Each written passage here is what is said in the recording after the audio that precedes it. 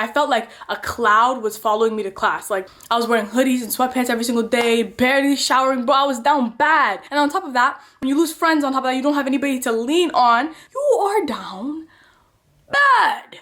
Let's take this overboard now. I want you to feel that heat, and we can ride the boogie, share that heat of love. I wanna ride Hi guys! I just want to say a big high five to me. I literally just cooked dinner and I baked a cake. I'm literally recording before I eat it so that I can be able to make tomorrow's post because I forgot to So I was just thinking, this time period of my life that I'm in is just really interesting. Somebody told me when I was like younger that the year 23, nothing much really happens in 23. And I was like, girl, speak for yourself. Because for me, it's going to be big things happening. Breaking news. Quack, quack, quack, quack, quack, quack. Little did I know. She was 100% right. It's not really a lot happening here on 23. I don't have a lot of friends. I don't have a significant other. My social life is actually squandering. It's like, what is happening? I'm in my season of singleness. So I was like, you know what? I'm gonna get in the camera, I'm gonna talk about it because what if somebody else is going through that? I can have a couple of things to say. Maybe we're sharing the same experiences because God forbid one of you girlies is going through the same thing I'm going through. You're just like, what the fuck's happening? And I'm like, no, it's us, babe. Hold my hand. It's us. This is not like you. Like, this is my take on the season of singleness. The first stage of my season of singleness was confusion. I was dead confused. I was in a friendship trio. Everybody knows trio friendships never work. Someone always gets booted, and guess who got booted? Yeah, girl. Guilty as charged. And at the time, I was really bogged down, really sad about it. I told my parents about it. I cried about it. It made me really sad. Around that same time, I had gotten cheated on. So the person who I was with disappeared.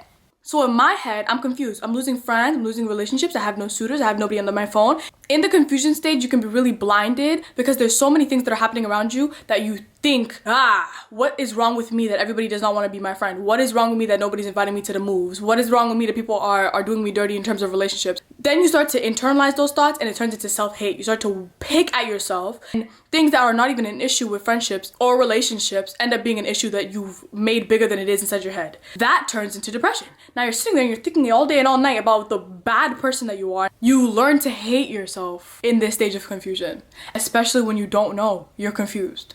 My next stage was realization. I was looking around me and like actually clocking the patterns of like, I'm actually single. Completely single. Like single from friends, single from relationships, single from family. Like I'm dead single. What is happening? A couple years ago, or maybe like a year ago, I started praying this prayer. If people in my life do not go in accordance with the plan that you have for me, if the place that you're taking me in this life, these people are not supposed to be a part of, take them out. Now, in Jesus' name. Let them fall off my tree like leaves. I was praying such a strong prayer, so I don't understand at what point I became confused when people started leaving my life. I didn't know the power of prayer. I didn't know my tongue has power. But anyways, I definitely realized what was happening. Once I realized, there was the next portion of my season of singleness, where I had to realize that there's no leaving this season of your life until you've learned what you have to learn. Everything happens for a reason. Life has a way of teaching you a lesson. I'm a Christian babe, I'm a Christian hot gal. If you hear me refer to God, that's just my therapy. That's just the way that I work my way through things. How I thought about it is God's not gonna let me leave this lonely season of my life unless I learn why he made me lonely in the first place. He took all these people out of my life because I was distracted by these people. I was not acting like the person who he wanted me to act at this point of my life. I'm not working in accordance with the plan that he had for me. So he had to remove people out of my life so that I could lock in. Sometimes we give God no choice. We're so lost in the sauce that we literally don't give him a choice, but to actually just take everybody that's distracting you and just remove them. Like looking back, I used to think like, damn. Like I felt like a cloud was following me to class. Like I was wearing hoodies and sweatpants every single day, barely showering, bro. I was down bad. And on top of that, when you lose friends, on top of that, you don't have anybody to lean on, you are down bad. I had to realize that yes, this is sad, but I'm in this season for a reason. I kind of had to gain a mentality of no matter what happens, I'm always gonna just roll with the punches. Again, got my Zoom. This is what they were talking about on its own. In Philippians 4, chapter 6-7, it says, don't worry about anything. Instead, pray about everything. Tell God what you need and thank him for all he's done. Then you will experience God's peace, which extends anything we can understand. His peace will guard your hearts and minds as you live in Christ Jesus. Yes, you're hurt, but you're never leaving this season until you learn what God has for you. So get up. Stop worrying about X, Y, and Z. Stop worrying about school. Stop worrying about boy number X, and stop worrying about the friends and leave them alone. Get up, dust yourself off, and roll with the punches. Doesn't matter what happens today. Doesn't matter how good or bad today is. There was something to be learned in every single place you are in today. So learn it so that we can exit left. The Bible literally says to worry about nothing, pray about everything. Who am I to defy the Lord? I'm gonna worry about nothing. Like, it's too easy. Like, in my next season of singleness, it became self-realization. I thought that I always knew myself. I walked with a sense of confidence. Anywhere that I went, like, I could talk to people, and like I felt no insecurities about the way that I look, and I was just like walking and talking and if you had asked me in the past if I'm a confident person, if I love myself, I would have answered with a quickness. Yes, I do. Of course I do. What?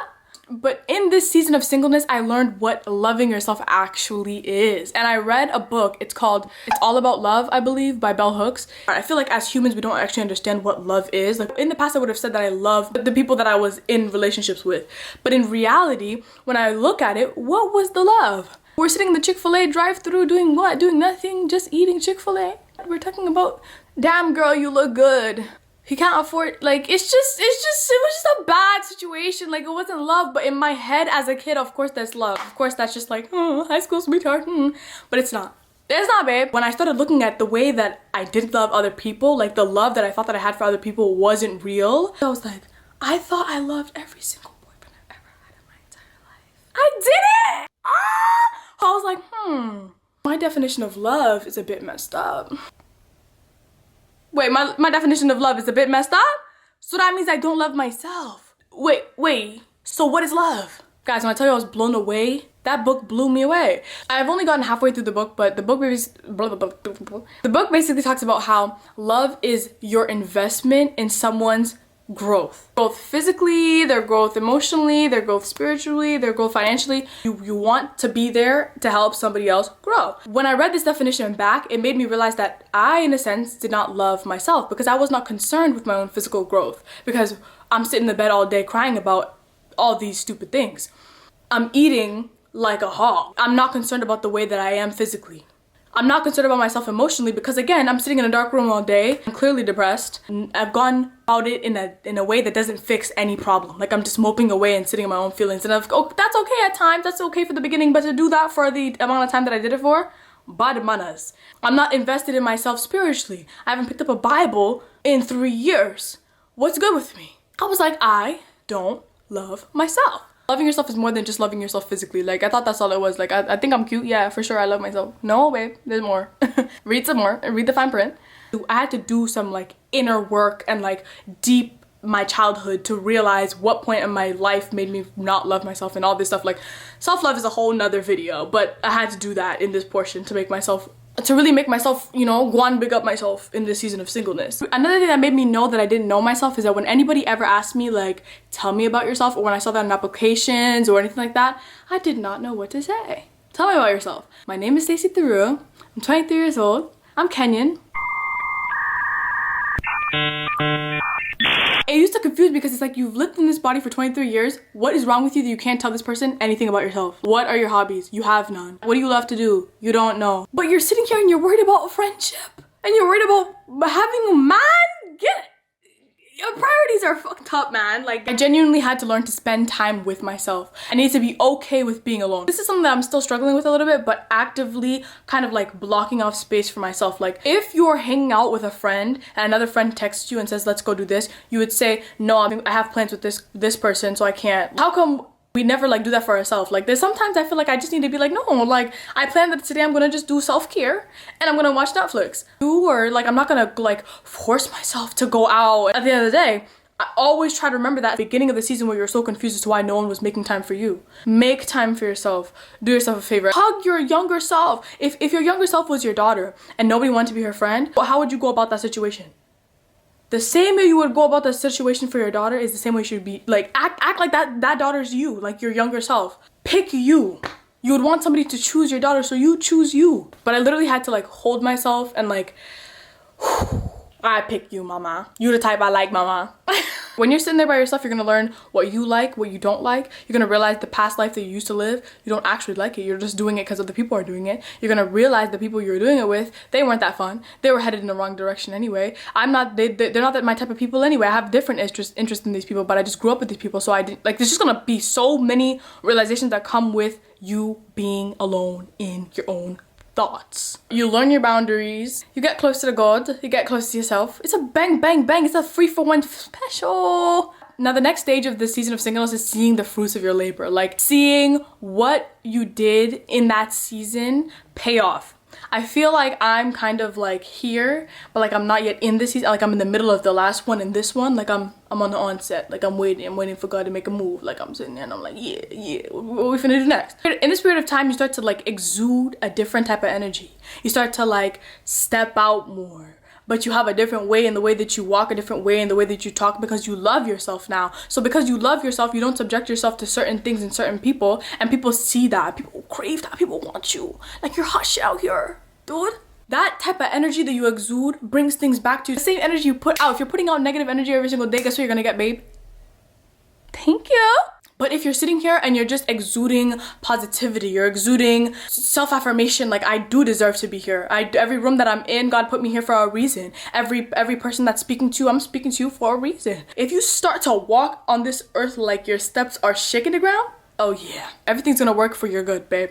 The people that you surround yourself in terms of friends and relationships are gonna be better quality people. It's gonna be people who love you and care for you and respect you just as much as you do them, because you know not to let anybody who did you like you were done before into your life again. It's done. You're done. You're for the bin, babe. Yuck. Comfort your past self and then make your future self proud by the way that you move into the earth in this next kind of like stage. You know what I mean? Like, have your future self be looking to you like, and because of you, we are where we are right now, period. And have your past self be looking at you like, look at her go. Honestly, in this period of my life, I kind of started the whole self-hate thing again, because I loved the person that I had become, and I actually hated everybody that I let have access to me in the first place. I was like, that is just crazy. And then I made myself feel like, how are you so dumb? How did you never see that these people were never good for you? How did you never, like, you know what I mean? I started to question my own intelligence. I started to, you know, question my own medulla oblongata, my prefrontal cortex. Luckily, because of the self-work that I had already done, I got out of that self-hate like this. It was easy. Like, now things don't make me down bad like they used to, because I just have like a mechanism. Like, yes, babe, you can feel away, but don't sit there and don't wallow away. Come on, let's go. And you start to do this thing, like you start to know yourself like this. And that is the best feeling ever. Sometimes I sit in my bed and I feel like bummed out, because I'm like, damn, I'm no one's favorite person. That's kind of annoying, because everybody got a best friend, so what's going on? Everybody's hanging out, what's going on? What's wrong with me? Oh. Okay. But then I think about the fact that when I'm sitting in my room by myself, I'm listening to me. Sometimes I say some stuff that I'm like, you are so funny. Thank you. Like, I find myself hilarious. I don't care if you don't like my company. I love my company. And so as long as I'm in touch with myself and in touch with God, us two are listening to me, I feel like I'm set. People are saying a lot of nothing happens in 2023, and maybe not a lot of nothing in terms of what's happening outwardly, but inwardly I've changed so much this year, and I'm so proud of me. And I'm not gonna cry. I never cried in my life. The Bible says, then the Lord said, it's not good for man to be alone. I'll make a helper who is just right for him. That's Genesis 2:18. I had this issue where I kind of like self-isolate myself, you know, just stick to myself, because people are so strange. Like, I just don't want to be done how I've been done before. Like, you can't done up me. But then I have to teach myself and remind myself that God did not mean for me to be alone. And so I can't continuously move out of fear. Again, the past verse that I said not to worry, and that's just me worrying. And if I'm moving from a place of worry, that means I don't trust God. You know what I mean? So it's like, just here's my heart. Can you just make sure it doesn't get broken again? I actually can't wait until I kind of like, maybe not get to the close of this season of singleness, because I actually am learning to love it more and more every day. It has its ups and it has its downs, and it's definitely not exponential growth the whole entire time. But I can't wait for the time where I just see the fruits of my labor completely. I'm excited! Anyways, guys, I'm so hungry, so I'm gonna go. But I thank you guys so much for getting this far into the video. I know this was a chatty Cathy one. Make sure you guys like, comment, and subscribe, and hit the post notification bell down below. Let me know if you liked videos like this, kind of like advice videos, because I'm actually really fucking good at giving advice. I be dishing out advice to some of my friends, and I'm like, you ate that. One time I was giving Layla advice, and the way that I said it, Shorty said, is Steve Harvey texting my phone right now, or am I tripping? I said, it good with my team, baby. I'm good at it. If you guys want more of that, I can pull it out from somewhere. Like, I have a psychology degree for a reason. Like, let me put it to use. I love you guys. Mwah. I'll talk to you later. I wanna